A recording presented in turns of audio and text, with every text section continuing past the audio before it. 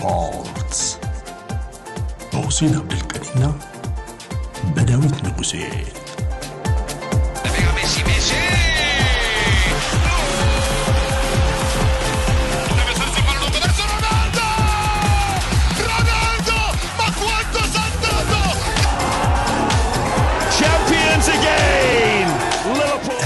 HD ስፖርትስ ጤና ይስጥልን ክቡራትና ክቡራን፣ እንዴት ናችሁ? እንዴት ሰነበታችሁ ብለናል።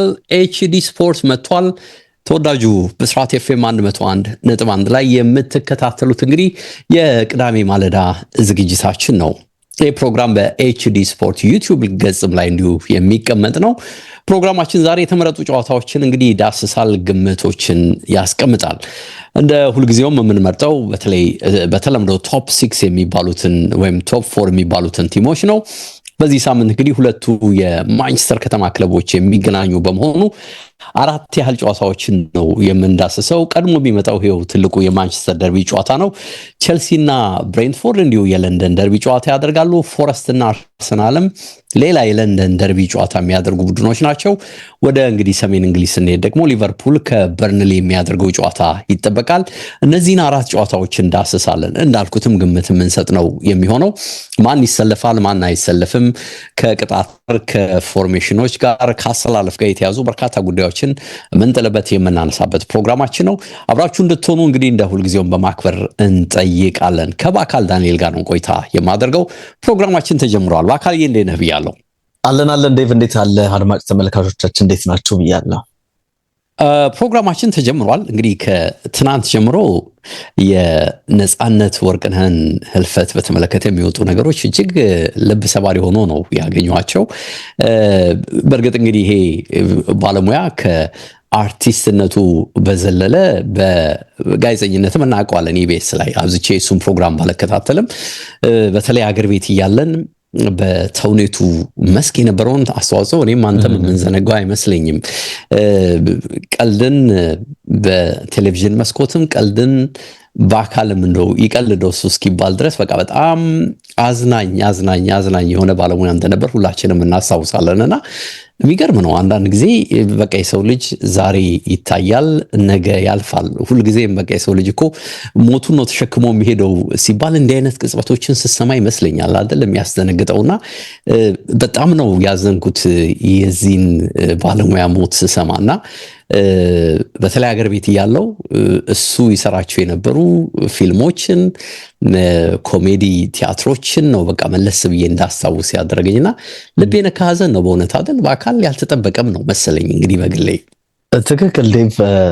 ያው የነጻነት ህልፈት ብዙዎችን ያሳዘነ ሁላችንንም ያስደነገጠ ነው እንዳልከው፣ ፍጹም ያልተጠበቀ ምናልባት አላውቅም እንደዚህ አይነት የሀዘን ነገር ጠብቀኸው አይደለም እና ልክ በቃ ደሞኛ ያለንበት ሀገር ራቅ ስለሚል ይሄ ከእንቅልፍ ስትነሳ ይሄ ሶሻል ሚዲያ የመክፈት ነገር ይኖራልና ልክ እንደዚህ አይነት ነገር ነበረ የነበረው። እንግዲህ በጣም እጅግ ልብ የሚሰብር አይነት የህልፈት ዜና ነውና ለአድናቂዎቹ፣ ለቤተሰቡ፣ ላዘኑ ሁሉ መጽናናት ይሁን ነው የምንለው። ዴቭኛ ትክክል። ቤተሰቦቹ እዚህ አሜሪካን ሀገር እንዳሉ፣ ልጆቹ ባለቤቱ እዚህ አሜሪካን ሀገር እንዳሉ አውቃለሁ። የፌስቡክ በነገር ላይ ጓደኛዬም ነውና አንዳንድ ብዙ የሚለጥፋቸው ነገሮች አይ ነበር አልፎና በጣም ነው ልብ የሚነካ የእውነትም። እና አንዳንድ ጊዜ እንዳልኩት ነው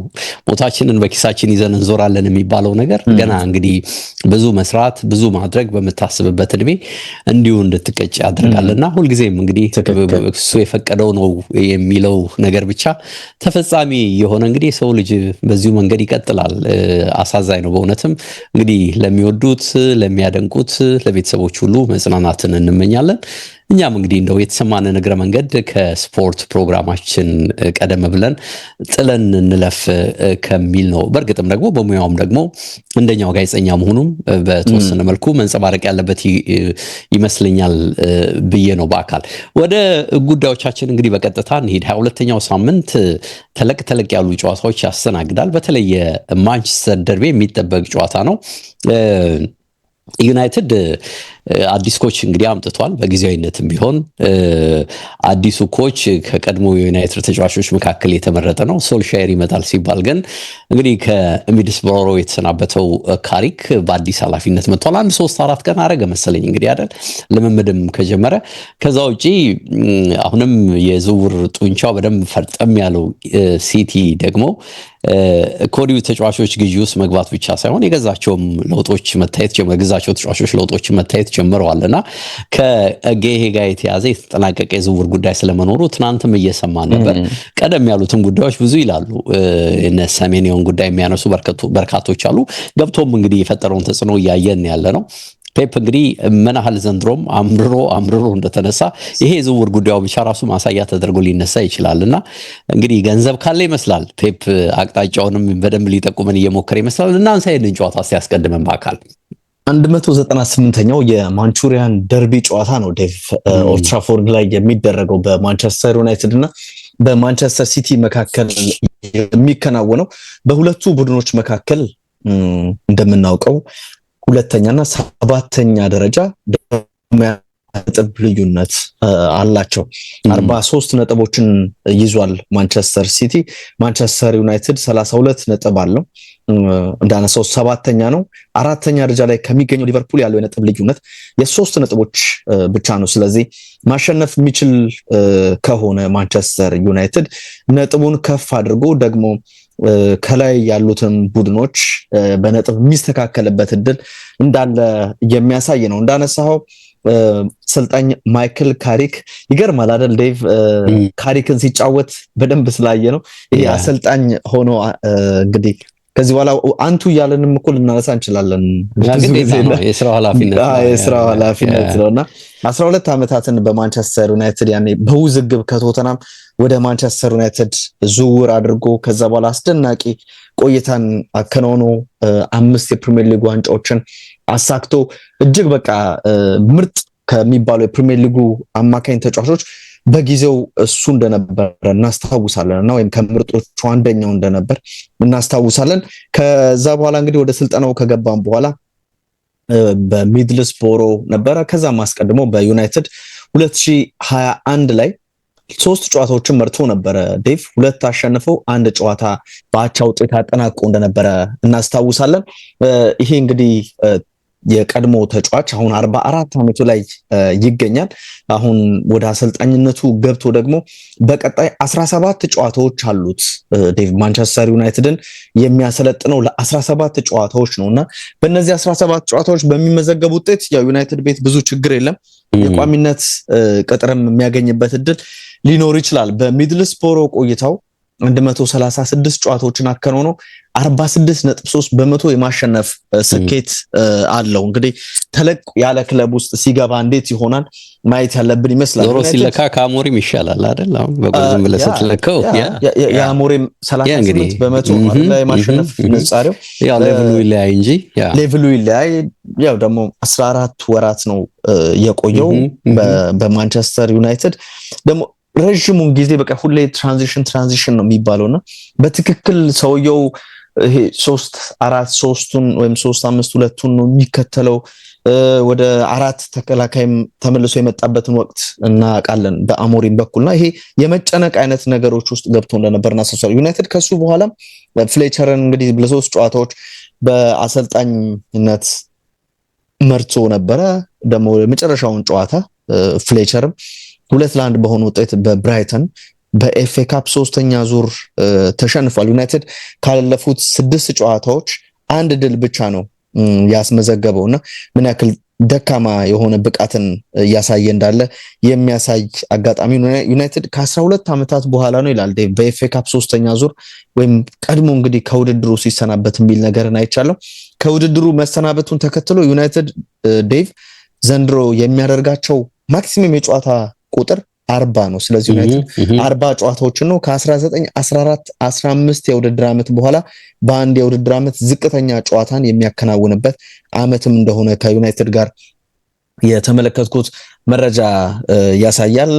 ጨዋታው ኤቲሃድ ላይ ከዚህ በፊት ማለት ነው የተደረገው በመስከረም ወር የነበረው ጨዋታ 3-0 በሆነ ውጤት በዩናይትድ ተሸናፊነት ነበረ ያበቃው 1973-74 የውድድር ዓመት በኋላ በደርሶ መልስ ግብ የማያስቆጥር ከሆነ አዲስ ሪከርድ ይሆናልና ዩናይትድ ግዴታ ከእንደዚህ አይነት ታሪኮችም ለመራቅ ግብ ማስቆጠር ያለበት ይመስላል። ባለፉት 5 የኦልድ ትራፎርድ ጨዋታዎች ማንቸስተር ሲቲ ወይ ማንቸስተር ዩናይትድ እና ማንቸስተር ሲቲ ባደረጉት ጨዋታ ዩናይትድ በአራቱ ጎል አላስቆጠረም የሚል ነገርም አለና እነዚህ የአሉታ ቁጥሮችን ዩናይትዶች መሻገር ካለባቸው ደግሞ በአዲሱ አሰልጣኝ ማይክል ካሪክ መሪነት መሆን ያለበት ይመስላል። ዴቭ እንግዲህ ልክ ትምህርት ቤት ገብተህ ዴቭ ወይም ዩኒቨርሲቲ ላይ ሆነ ምንም ሳትዘጋጅ በቃ አስተማሪው መጥቶ ይሄ የኩዊዝ ፈተና ምናምን ተብሎ እንደምትቀመጠው አይነት ነው። ልክ የኩዊዝ ቴስት አይነት ነገር ይመስላል። የካሪክ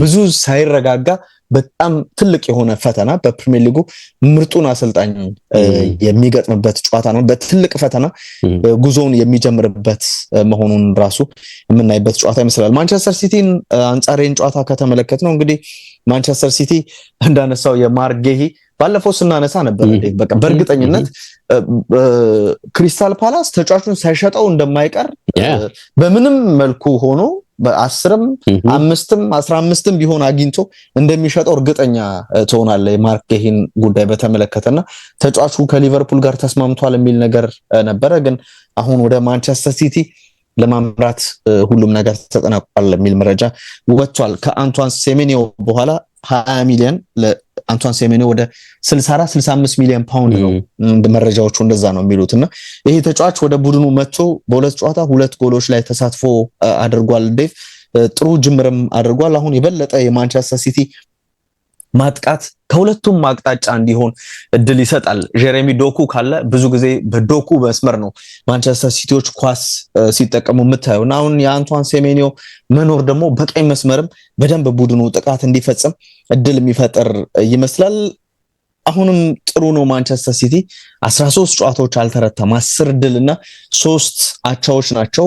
በሊጉ ብቻ ከተመለከት ነው 6 ጨዋታ አሸንፎ 3 ጨዋታዎችን በአቻ ውጤት ማንቸስተር ሲቲ አጠናቋል። ዴቭ የሰንደርላንድ የቼልሲና የብራይተን በተከታታይ የተመዘገቡት ያለፉት ጨዋታዎች የአቻ ውጤት ሆኑ እንጂ ከዛ በፊት ተከታታይ ድሎችን እያስመዘገበ የመጣ ቡድን ስለመሆኑ ማሳያ ነው። ማንቸስተር ሲቲ ብዙ የሊግ ጨዋታዎችን ኦልድ ትራፎርድ ላይ ያሸነፈው ቡድን ነው ይላል የተመለከቱት መረጃ። ደግሞ ያስቆጠራቸውም ጎሎች 37 ናቸው ዴቭ ባለፉት 9 ጨዋታዎች ማለት ነው። ሊቨርፑል ነው 41 ጎሎችን ማስቆጠር በማሸነፍ ሳይሆን ግቦችን በማስቆጠር የሚቀድመው ሊቨርፑል ነው። ብዙ ጨዋታዎችን በማሸነፍ ደግሞ ማንቸስተር ሲቲ ነው ባለፉት 9 ጨዋታዎች የሚል ነገርን ተመልክቻለሁ። ከቡድን ዜና ጋር በተገናኘ ማታይስ ደሊት በጉዳት ምክንያት አጠራጣሪ ነው የሚል ነገር አለ። ኦሼሌሲ በቅጣት ምክንያት እንደማይኖር ተረጋግጧል። ዴቭ አማድ ዲያሎና ብሪያን ምቤሞ ሁለቱም ከአፍሪካ ዋንጫ መልስ ቡድኑን ተቀላቅለዋል እና እንግዲህ እነዚህ ተጫዋቾች ይጠበቃል። በተለይ የብሪያን ምቤሞ 7 ጎሎችን አስቆጥሮ አሁንም የክለቡ ከፍተኛ ግብ አስቆጣሪ ከመሆኑ ጋር በተገናኘ ይጠበቃል።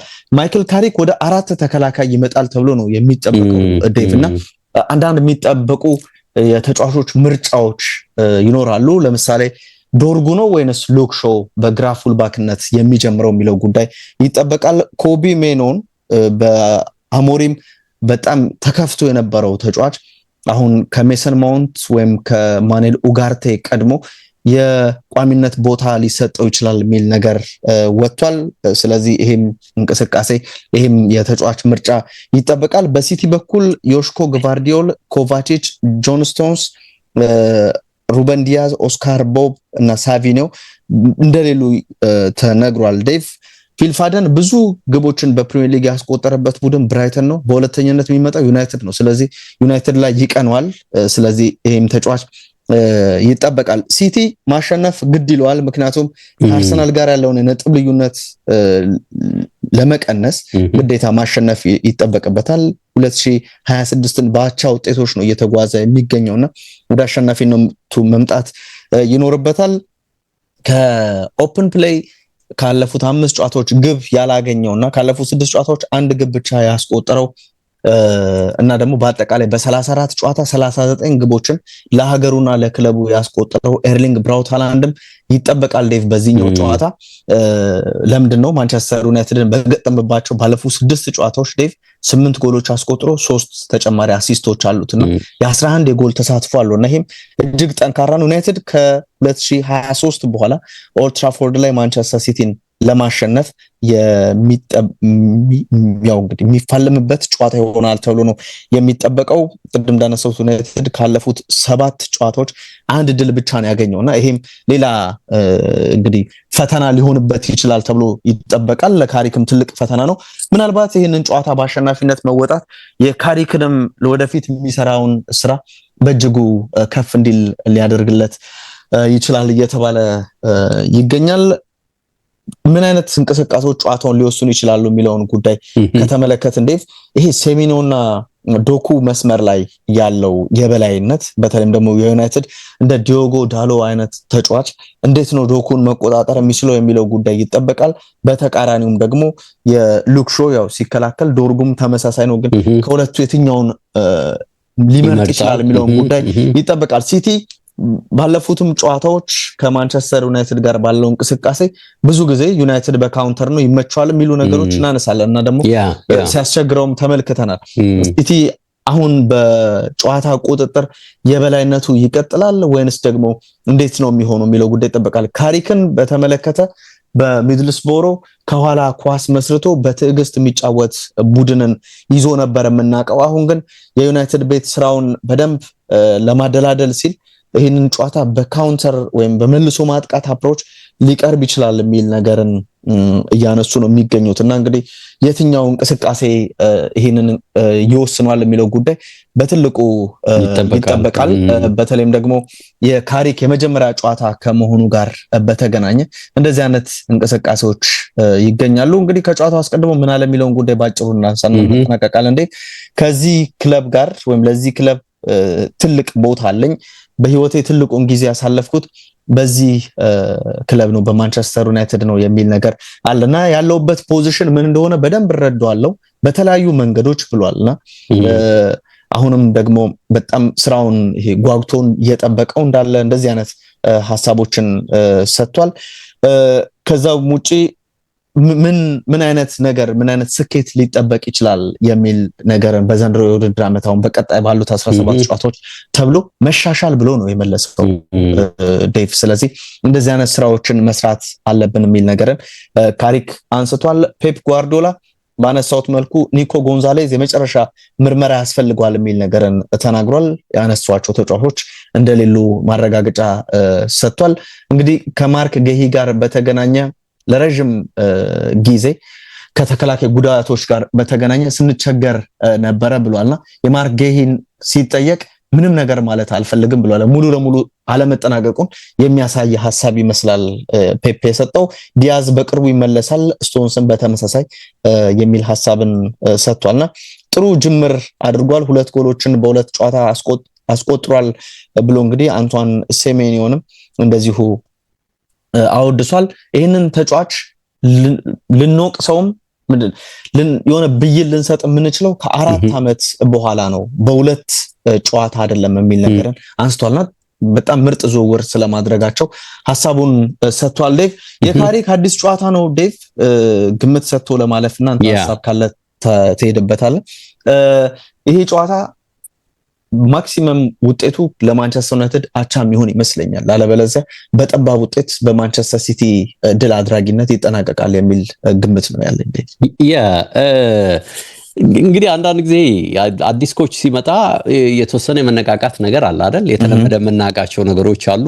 ከሱ ውጪ ደግሞ ዩናይትድ ትልልቅ ቲሞችን ሲገጥም በተለይ ሜዳውም ላይ መሆኑ ሲታሰብ የሆነ መነቃቃት እኔም በግሌ እጠብቃለሁ።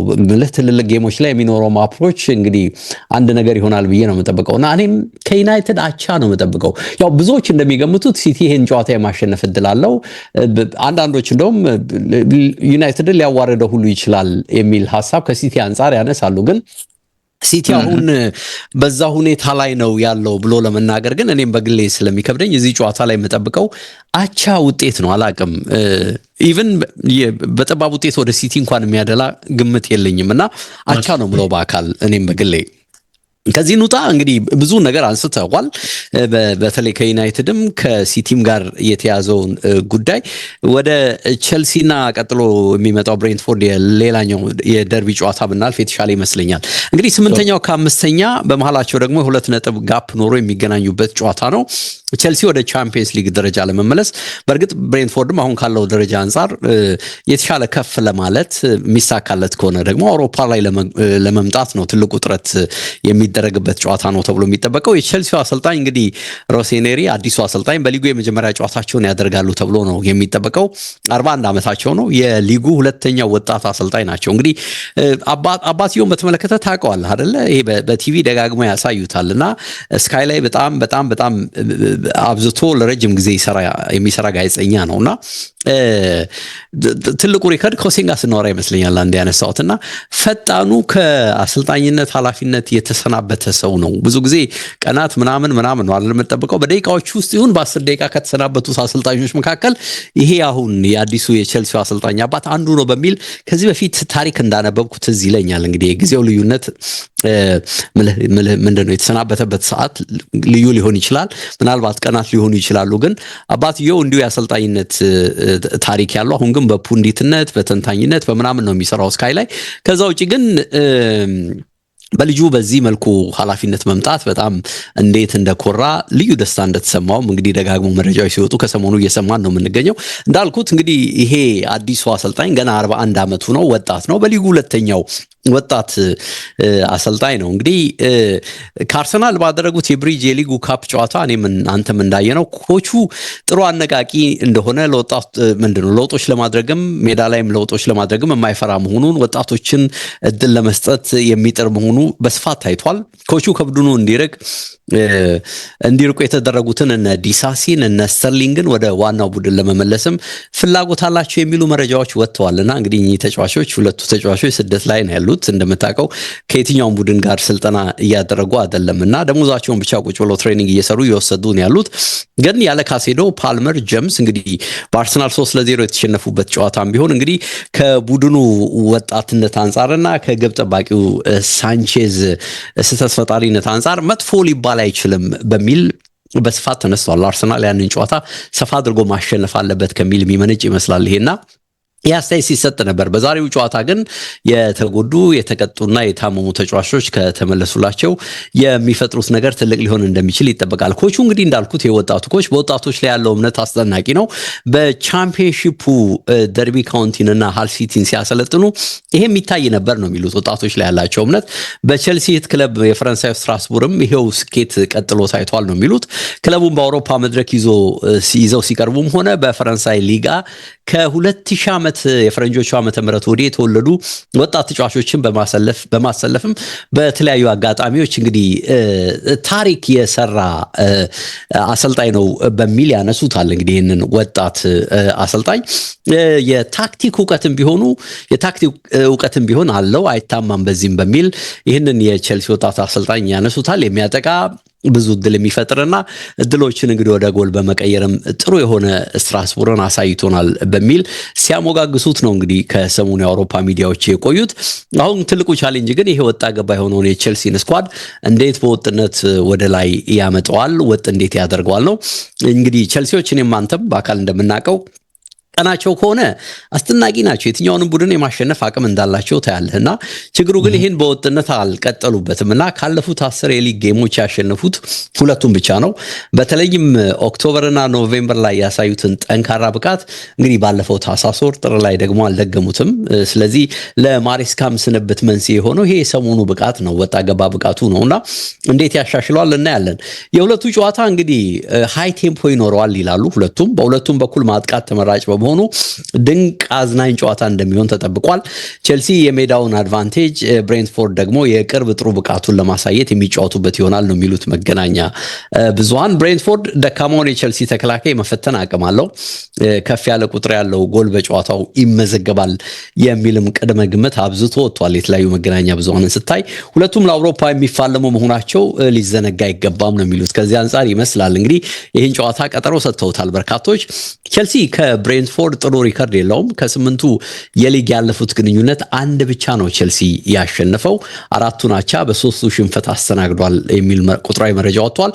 አንዱም ድል ደግሞ የተመዘገበው አምና ስለመሆኑ ነው ያገኘሁት መረጃ የሚጠቁመው። ሁለቱ ቡድኖች በስታንፎርድ ብሪጅ 9 ጊዜ ተገናኝተው አንዱም ጨዋታ ባቻ ውጤት አልተጠናቀቀም። ጎሎች የሚቆጠሩበት መሸናነፍ ያለበት ጌም ነው እንግዲህ የሁለቱ ቡድኖች ጨዋታ። ቼልሲ ባለፉት 9 ጌሞች አንድ ጨዋታ ማሸነፍ ብቻ ሳይሆን በ3ቱም ያለፉት ጨዋታዎች ቀድሞ ጎል ገብቶበታልና ጎል ያስተናግዳልና ይህንን ማስተካከል እንግዲህ በዛሬው ጨዋታ የሚጠበቅባቸው ትልቁም ነገር ነው የሚል መረጃ ወጥቷል። ሊቆጠሩ በሚገባቸው ጎሎች ይሄ ኤክስጂ በምንለው ንጻሬ ቼልሲ በሊጉ 3ኛ ነው። በነገርህ ላይ የሚበለጠው በሲቲና በዩናይትድ ነው። እነዚህ ቡድኖች እንግዲህ ዛሬ ወሳኝ ጨዋታ ያደርጋሉ። ነገር ግን የተፈጠሩ እድሎችን እነዚህ የፈጠሯቸው እድሎችን ወደ ጎል ከመቀየር አንጻር ደግሞ በሊጉ 17ኛ ላይ ናቸው የሚገኙትና በዚህ ረገድ ደካማ እንደሆኑ ታያለ። 3ኛ እዚህ እዛ 17ኛ ሆኖ ነው እየተጓዙ ያሉት። አዲሱ ኮች እንግዲህ ሮሴነሪ ሃል ሲቲ ያሉ ከሊያም ዴላፕ ጋር ይተዋወቃሉ። በነገርህ ላይ ያኔ በ31 ጨዋታ 8 ጎል ተጫዋቹ አስቆጥሮ ነበር እሳቸው በነበረው ጊዜ። በኤፕስዊች ደግሞ አምና እንደምታውቀው በሊጉ 12 የሊግ ጎሎችን አስቆጥሮ እንግዲህ ወደ ቼልሲ የተዛወረ ተጫዋች ነው። ስለዚህ የኮቹ መምጣት ይህን ተጫዋች ሊጠቅመው የሚችል ከሆነ ይታያል። እንግዲህ አዲስ ሁነኛ አጥቂያቸው ሊያደርጉት የሚችሉም ከሆነ የሚጠበቅ ነው የሚሆነው። ከተጫዋቾች ወሬ ጋር በተያዘ ካሴዶ ከቅጣት ይመለሳል። ጄምስ እና ፓልመር ደግሞ ከሐሙስ አንስቶ ልምምድ ጀምረዋል ተብሏል። ጉስቶ አጠራጣሪ ነው። አሁንም ላቪያ እና ኮልዊል ደግሞ ተከላካዩ የሉም።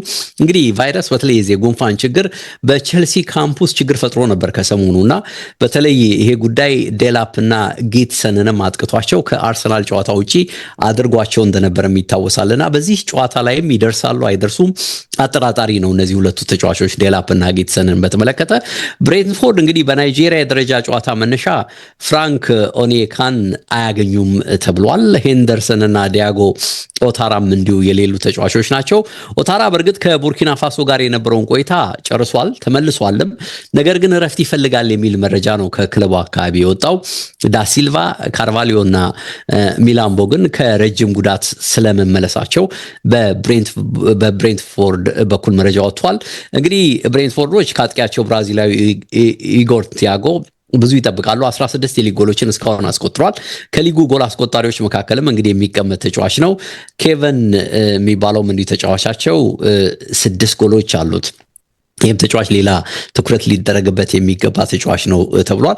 በቼልሲዎች በኩል እንግዲህ ፓልመር የሚሰለፍ ከሆነ አንድ ነገር ይፈጥራል የሚሉ ግምቶች አሉ።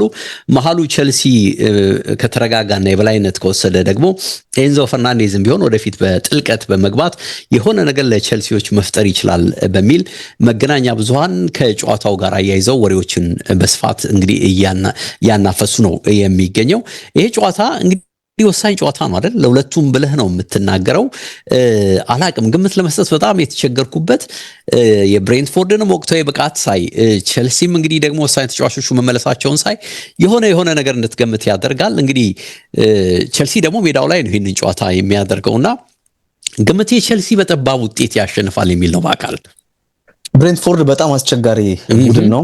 ከሜዳው ጄቴ ኮሚኒቲ ስቴዲየም የበለጠ የሚመቸው ስታንፎርድ ብሪጅ ላይ ሲጫወት ነው ዴቭ። እና ያ ነገር ምናልባት አዲስ አሰልጣኝ ከመሆኑ ጋር በተገናኘ አዲስ መነቃቃት ይሄ ቡድን ውስጥ ያለው ነገርን የማደስ ነገር ላይ ስላሉ ቼልሲዎች ያ ነገር ካልጎዳው በስተቀር ብሬንትፎርድን ለቼልሲ ካቻ ያለፈ ውጤት አልጠብቅም ነበረ ዴቭ። ግን አንተ ባልከው በጠባብ ውጤት ቼልሲ ሊያሸንፍ ይችላል የሚል ግምት ሰጣለሁ። ግን የከዚህ ቀደሙን ሪከርድ ካየነው በጣም ቼልሲ የሚቸገረው ስታንፎርድ ብሪጅ ላይ ብሬንትፎርድን ሲገጥም ነውና ደግሞ ብዙዎቹን ጨዋታዎች ያሸንፉታል፣ አቻ ይወጣሉ። በጣም በማስቸገር ነው የቶማስ ፍራንክ ቡድን የምናውቀውና የአይነት ነገርን ከብሬንትፎርድ ብጠብቅም ግን አዲስ አሰልጣኝ ነው። ቡድኑም መነቃቃቱን ሊቀጥልበት ይችላል ብዬ ስለማስብ ዴቭ ይሄን ጨዋታ 2-1 እንደዚህ አይነት ውጤት 1-0 አይነት ውጤት ቼልሲ ሊያሸንፍ ይችላል የሚል ግምት ነው የምሰጠው። ወደ ሌላው የሊቨርፑል ጨዋታ እንለፍ። ሊቨርፑል ከበርንሌይ የሚያደርጉት ጨዋታ እንግዲህ አራተኛው ከ19ኛው ነው ዴቭ። በርንሌይ ዘንድሮ እንግዲህ ከፕሪሚየር ሊጉ ከሚወርዱት ቡድኖች ከሊድስ ቀጥሎ በቃ ይሄ እርግጠኛ ሆነ ልትናገርበት የምትችለው ቡድን ይመስላልና አሁን እንግዲህ ይሄ ኪለር መሆን አለብን ብሏል አሰልጣኝ ስኮት ፓርከር ከጨዋታው አስቀድሞና ብዙ ነገሮች እነሱ ባሰቡት መልኩ እየሄደላቸው አይደለም። ሊቨርፑል አራተኛ ነው እንዳነሳሁት 35 ነጥቦች አሉት። ሶስተኛ ደረጃ ላይ ካለው ቡድን ጋር የ8 ነጥብ ካስቶን ቪላ ጋር የ8 ነጥብ ልዩነት አለው። ሊቨርፑል በርንስሌይን 4-1 በሆነ ውጤት በሶስተኛ ዙር ኤፍኤ ካፕ አሸንፏል። ከአርሰናል ጋር ከፉልሃም ከሊድስ ጋር ደግሞ ተከታታይ አቻ ውጤቶችን አስመዝግቦ ነው ወደዚህኛው ጨዋታ የሚመጣው። ልክ ማንቸስተር ሲቲን ስናነሳ እንደነበረው የሊቨርፑልም ተከታታይ የአቻ ውጤቶች ነው በፕሪሚየር ሊጉ ያሉት። በርንሌይ ሚሎልን 5-1 በሆነ ውጤት በኤፍኤ ካፑ አሸንፎ ወደ ቀጣዩ ዙር ተሻግሯል። ከዛ አስቀድሞ ከዩናይትድ ጋር 2-2 ተለያይቷል። ይሄንን ነገር ነው አሰልጣኝ ስኮት ፓርከርም እንደ ፖዚቲቭ ነገር ነው የምናየው። ከዩናይትድ አቻ መለየታችን ሚሎልን ማሸነፋችን አሁን ሊቨርፑል ላይ ጠንካራ እንድንሆን ያደርገናል የሚል ነገርን ሲያነሳ ነበር። ሊቨርፑል 11 ጨዋታዎች ተሻግረዋል ከተሸነፈ ለመጨረሻ ጊዜ በህዳር 26 2025 ነበረ ለመጨረሻ ጊዜ በፒኤስቪ አይንድሆቨን ተሸንፎ የነበረው። ስለዚህ ከዛ በኋላ ሽንፈት የሚባል ነገር የለውምና አሁንም በዓላማችን 11 ጨዋታ ሳይሸነፉ መጓዝ ሳይሆን 11 ጨዋታን ማሸነፍ ነው ብሏል አሰልጣኙና በእንደዚህ አይነት መልኩ መቀጠል ፍላጎቱ እንደሆነ አሰልጣኝ አርነ ስሎት ሲናገሩ ነበረ። ከብሬንትፎርድ በሁለት ነጥቦች ከፍ ብለው ነው የሚገኙትና ያን የተሻለ መሻሻል የሚባለውን ነገር በደንብ መጠበቅ ይኖርባቸዋል። ሞሐመድ ሳላህ ከአፍሪካ ዋንጫ ጋር በተገናኘ እንግዲህ እንዳነሳው የደረጃ ጨዋታ ላይ መሳተፍ ስላለበት እዚህ ጨዋታ ላይ ይኖራል። ስለዚህ በሚቀጥለው ሳምንት ሊኖር ይችላል የሚል ጉዳይ ነው እየተነሳ የሚገኘው። ኢሳቅና ኮነር ብራድሊ ከቡድኑ ውጭ ስለመሆናቸው ተጠቅሷል። አሰልጣኝ አርነ ስሎት ከጨዋታው በፊት ምን አሉ የሚለውን ጉዳይ ስናነሳ ዴቭ ቅዳሜ ወሳኝ ጨዋታ አለው ከዛ በኋላ ይመለሳል የሚል ነገርን አንስቷል። በጣም ደስተኛ ነኝ ምክንያቱም ለክለቡም ለኔም እሱ ያስፈልገናል የሚል ነገርን አንስቷል። 15 አጥቂዎች እንኳን ቢኖሩ መመለሱን እሻለሁ መመለሱን እፈልጋለሁ የመመለሱ በጣም ያስደስተኛል የሚል ነገርን ሲያነሳ ነበረ። ስኮት ፓርከር 13 ጨዋታዎችን አድርጎ 9ኛ ሽንፈት ገጥሞታልና እንግዲህ 17ኛ ደረጃ ላይ ካለው ኖቲንግሃም ፎረስት የ8 ነጥቦች ልዩነት አለ ዴቭና እንግዲህ ይሄ የ17ኛ ደረጃ ላይ ካለው ቡድን ጋር ያለው ነጥብ በጣም መስፋቱን ተከትሎ ምናልባት ከሊጉ የመውረድ እድሉን እጅግ እንዲያሰፋበት ከዚህ ቡድን ጋር በተገናኘ ብዙዎች እንደ ስጋት እያነሱት ነው የሚገኙት። እንዳነሳ ነው ሊቨርፑል ጨዋታዎችን አይሸነፍ እንጂ ይሄ ጨዋታን የመግደል ነገር የፉልሃሙን ጨዋታ የሊድሱን ጨዋታ በሚገባ ላስተዋለ ደግሞ ከአርሰናልም ጋር የነበረው እንቅስቃሴን ከተመለከት በእጅጉ መሻሻልን ይፈልጋል። ኦፍ ኮርስ የበርንስሌይ ውጤት ሊቨርፑልን የሚለካ ነው ብዬ አላምንም ዴቭ። የሊቨርፑል ያንን ጨዋታ ስላሸነፈ በቀጣይ የሚያደርገውን ጨዋታ ያሸንፋል ኦር ይሸነፋል ኦር አቻ ይለያያል የሚል ግምት እንድትሰጥ አያደርግምና እጅግ ከባድ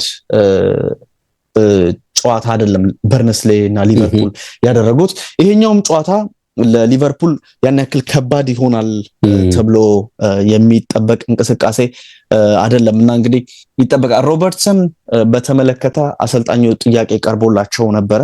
ሮበርትሰን በሊቨርፑል ከሰመርን ወይም ከመጪው ክረምትም በኋላ በክለቡ መቆየት እንደሚፈልግና ብዙ ነገሮች ብዙ አማራጮችን እየተመለከተ እንዳለና በቡድኑም ተጨማሪ ሰዓቶችን ለማግኘት ጥረቶችን እያደረጉ እንዳለ ሲናገር ነበርና ይሄንን በተመለከተ አሰልጣኙ ተጠይቀው ነበረ። በደንብ ላለው ነገር እንደ ኮምፕሊመንት መስጠት አለብኝ። በጣም ብዙ ነገሮችን እረዳለሁ፣ እሱ ያለውን ነገር በደንብ እረዳለሁ የሚል ሐሳብን አንስተዋል። ባነሳውት መልኩ 6 ድልና 5 አቻ አስመዝግቧል። ቡድኑ 11 ተከታታይ ድሎችን ነው ማድረግ ያለበት በሚል ነው ይህንን ጥያቄ በተመለከተ የተናገሩት። አሁን ሊቨርፑል ጥረቶች ሁሉ የሚያደርገው ዴቭ በአውሮፓ ቻምፒየንስ ሊግ ተሳታፊ ሆኖ ለማጠናቀቅ ወይም ይሄ 4ኛ ደረጃን አግኝቶ ለማጠናቀቅ የሚለውን ሐሳብ አሰልጣኙን በደንብ ተናግረዋል። ግን ፉክክሩ ቀላል እንደማይሆንላቸውና ዳገቱ ከፍተኛ ስለመሆኑ ከጨዋታው አስቀድሞ ተናግረዋል። ተርፍ ሙር ላይ 1-0 ሊቨርፑል አሸንፎ ነበረ። የተለያዩ በጨዋታው ብዙ አጋጣሚዎች ነበሩን፣ ግን ደግሞ ማስቆጠር የቻልነው በዛ ጨዋታ በፔናልቲ ነው። ከዛ የተሻለ ነገር ይገባ ነበረ። የ1-0 ድል ብቻ በቂ አልነበረም የሚመስል ሐሳብን አሰልጣኙ ከጨዋታው አስቀድሞ ተናግሯል። ይሄ ጨዋታ በጣም ብዙ ይሄ ለመገመት የሚያስቸግር ምናምን አይመስለኝም ዴቭ። በርንሌ ማንሰራራት አለበት፣ ግን ደግሞ እዚህ አንፊልድ ሮድ ላይ ይሄን ነገር ያደርጋል የሚል ግምት የለኝም። ስለዚህ 3-1 3-0 የሚጠናቀቅ ውጤት ይመስለኛል ዴቭ በሊቨርፑል አሸናፊነት። ያ በእኔም በኩል ለግምት አያስቸግርም። ኦፍ ኮርስ እንዳልከው ነው፣ አንፊልድም ላይ ነው እንዳልከው ነው። ሙሉ ለሙሉ አሳማኝ የመሆን ነገር ባይኖረውም ሊቨርፑል ውጤቶች ይዞ እየወጣ ነው። ያለመሸነፍም ጥሩ ነገሮች እያሳየን ስላለ እዚህም ጨዋታ ላይ የተለየ ነገር ይፈጠራል እኔም በግሌ ብዬ አልጠብቅምና ለሊቨርፑል ነው የአሸናፊነት ግምትን የምሰጠው። የሌላውን የኖቲንግሃም ፎረስት እና የአርሰናልን ጨዋታ እንግዲህ ይሄ 17ኛው የለንደን ቲም ከሊጉ መሪ ሌላው የለንደን ቲም የሚያደርጉት የደርቢ ጨዋታ ነው እና አርሰናል የሲቲን ጨዋታ ውጤት አይቶ ነው ወደ ሜዳ የሚገባው። ቢሆንም ግን ዋናው ትኩረታቸው የሚሆነው ጨዋታውን በማሸነፍ በመሪነት መቀጠል ብቻ ይመስለኛል እና ተጋጣሚያቸው ባለሜዳው ፎረስት ደግሞ ኮራጅ ቀጠና መራቅ በዋናነት የዘንድሮ ትኩረታቸው ነው። ስለዚህ በእርግጥ ቡድኑ ፎረስት አውሮፓ ላይ ተሳትፎ ያደርጋል። ስለዚህ ዘንድሮ በሊጉ መቆየት ብቻ ሳይሆን ዩሮፓ ሊግ ላይም ጥሩ ተሳትፎ ማድረግ ጭምር ነው ትኩረታቸው በሚል ከነሱ ጋር የሚወጡ መረጃዎች ይጠቁማሉ። በተለይ ክለቡ ባለቤት ግሪካዊ እንግዲህ ማሬናኪስ ዋንጫ የማግኘት ትልቅ ህልም አላቸው። ህልማቸው በተወሰነ መልኩ በራሳቸውም እንደው ያልተጠበቁ የሚመስሉ ስሜታዊ ውሳኔዎች ይታጀባሉ እንጂ ፍላጎታቸው ጥልቅ ነው። እንግዲህ ኤዱንም ወደ ከአርሰናል አፈናቅለው ወደዚያ የወሰዱበት መንገድ፣ የተለያዩ አሰልጣኞችንም የሚቀጥሩበት መንገድ፣ በዛው ልክም እንግዲህ በብስጭትም የሚያሰናብቱበት መንገድ እንደተጠበቀ ሆኖ አምቢሽስ መሆናቸው ይታያልና ይህ ህልማቸው ግን እንዴት ይሳካል የምናየው ነው የሚሆነው። ከመሪው አርሰናል ዛሬ በሚያደርጉት ጨዋታ ኖቲንግሃም ፎረስቶች አንድ ነገር ይጠብቃሉ፣ ቢያንሳቸው ውጤት ይላሉ እነሱ። ለዚህ ደግሞ በትልልቅ ጨዋታዎች አንድ ነገር መፍጠር በሚችሉት አሰልጣኝ ዲያች የመከላከል አፕሮች ላይ ተስፋ አድርገዋል። እንግዲህ እኛ አሰልጣኝ በተለይ ከቢግ ሲክስ ቡድኖች በሚያደርጉት ጨዋታ ጥብቅ መከላከል በማድረግ ይታወቃሉ። ይሄ ለ0-0 መጫወት እድል ከተገኘ ደግሞ በካውንተር በተለይ በነጊብስ ዋይት አማካኝነት አንድ ነገር ለመፍጠር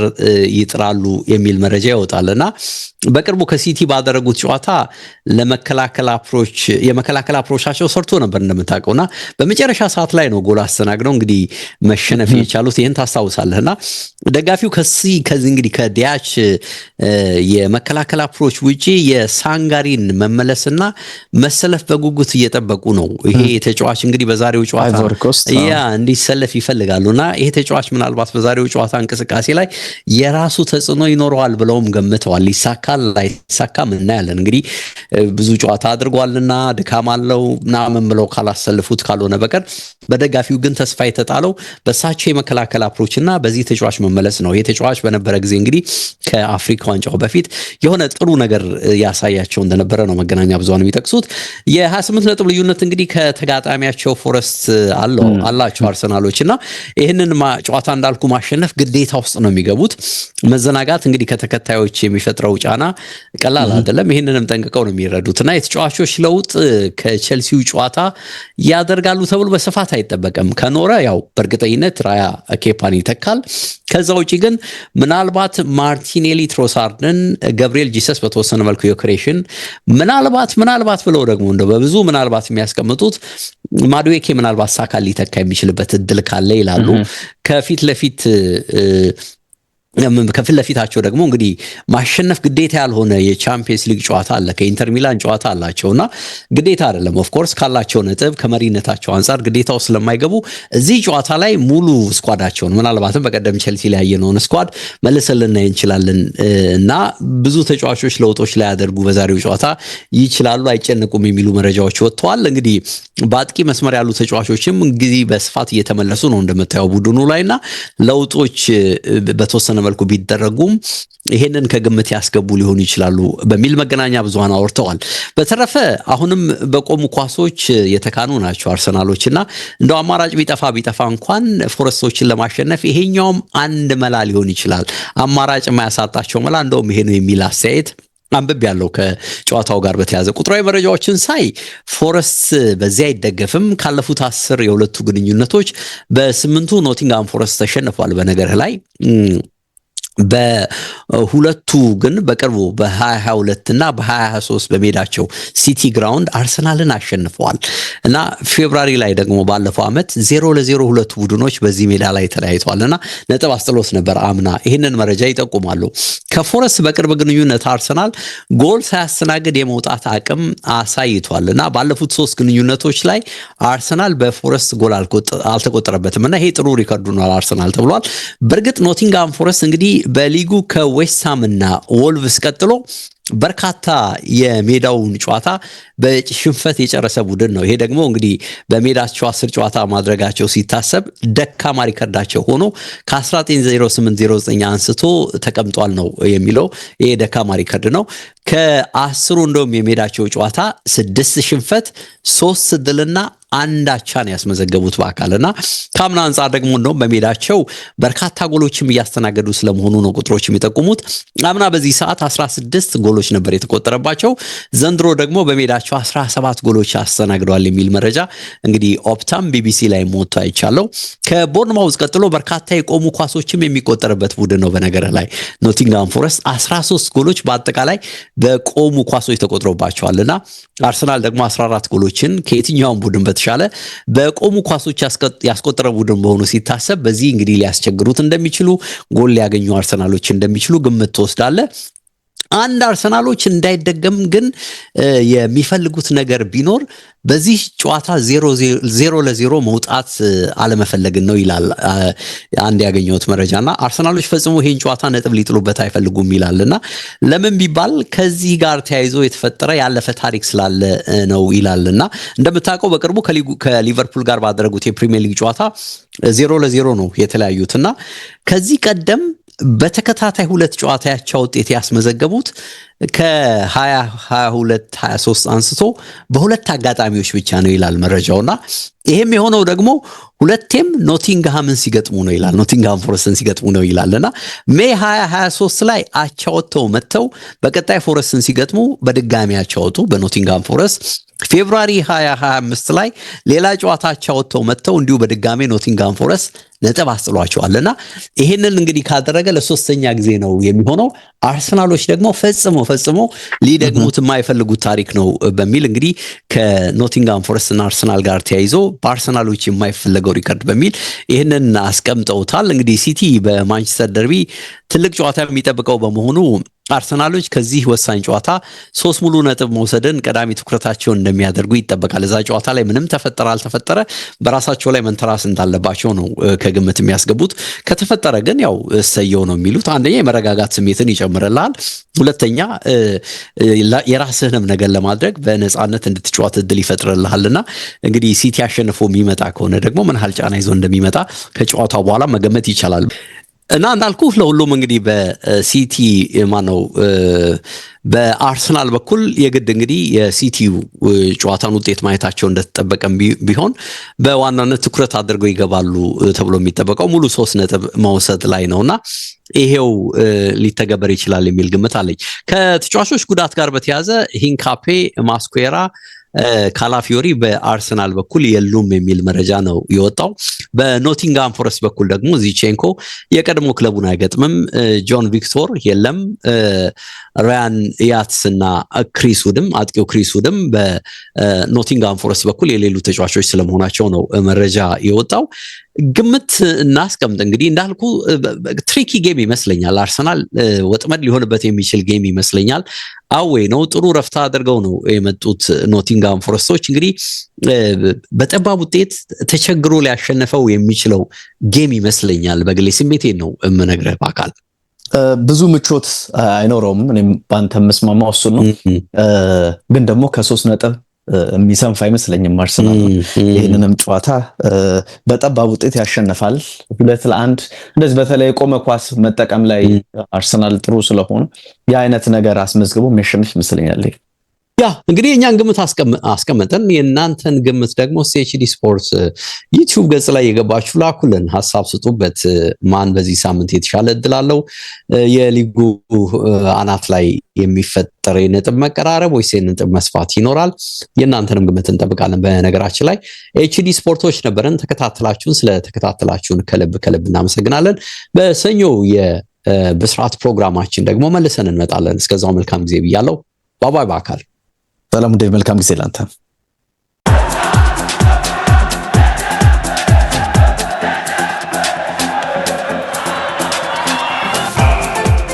ኤችዲ ስፖርት በሁሴን አብዱልቀኒና በዳዊት ንጉሴ